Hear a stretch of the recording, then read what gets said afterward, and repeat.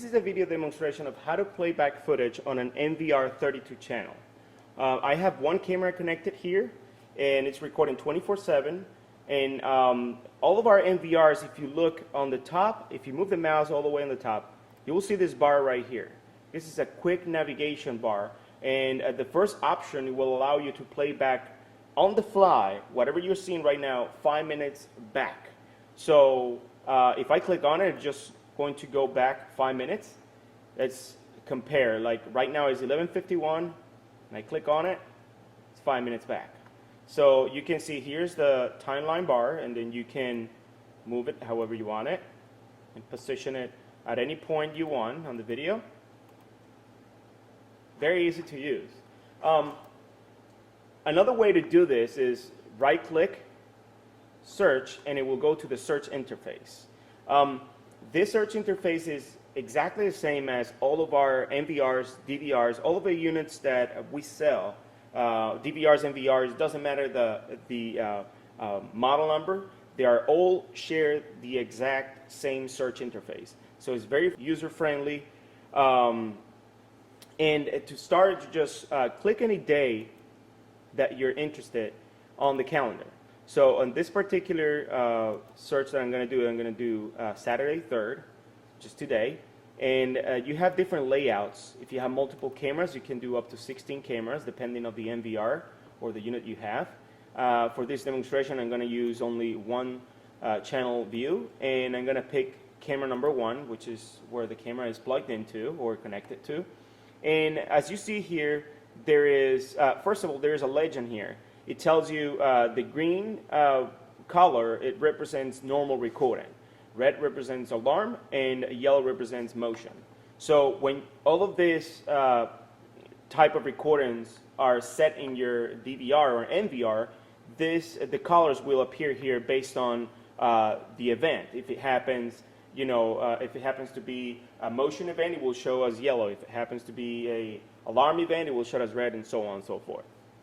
This particular NVR is configured 24/7. So I can just click on any of this area, and then it will start playing back right away. Let me pause this, and I'm going to show you here on the bottom corner, there is different type of views. So you have a 24 view timeline, then you have 2 hours, 1 hour, and 30 minutes. So I like to do this way because I can click on any area I want, and I'm working on a larger area instead of a little area before, as the 24 view shows up. Let me choose 30 minutes again. And then another thing I can do is ping a particular event. So let's say something happened right now, and let me actually look for something that happened. Let me see, I know there's something, there you go. You can just pause that. Let's say that person walked in, play it again. And what I'm going to do is I'm going to pause it. I'm going to go back. Okay, that's the next frame. So I'm going to ping that event right there. Boom. And what it does is it just puts a mark on that particular event. And I can say, let's say, I can name it person walk-in. All right? And then I click enter and click OK. So now I already pinged that event. I can go ahead and in the future or later on, I can review it.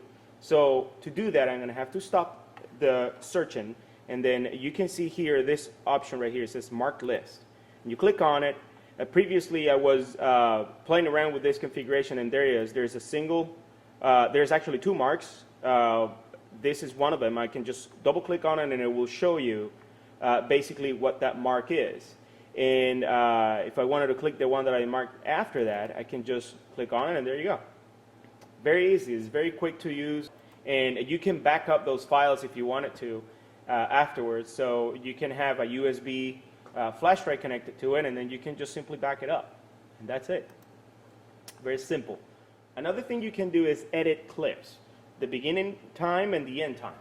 So for example, you're watching, let's say this camera right here, and something happened, let's say at 11:46 and 20 seconds, and it ends up at 11:47. So what you can do is you can click the scissors right here, and then you can edit specifically the beginning time of that clip and the end time, and then back that to a USB. And instead of downloading the entire footage, you can just do that. So if something happened, let's say at 11:46, let's say 20, or 11:46 a.m., that's fine. And then the next one will be 11, let's say something ends at 11:47. Then what I have to do is, once I have my beginning time of the clip and then the end time of the clip, actually this will be AM, then I can just click that floppy icon, and there is the file. And I can just back it up, and it will just download that minute file that I select the beginning time and the end time.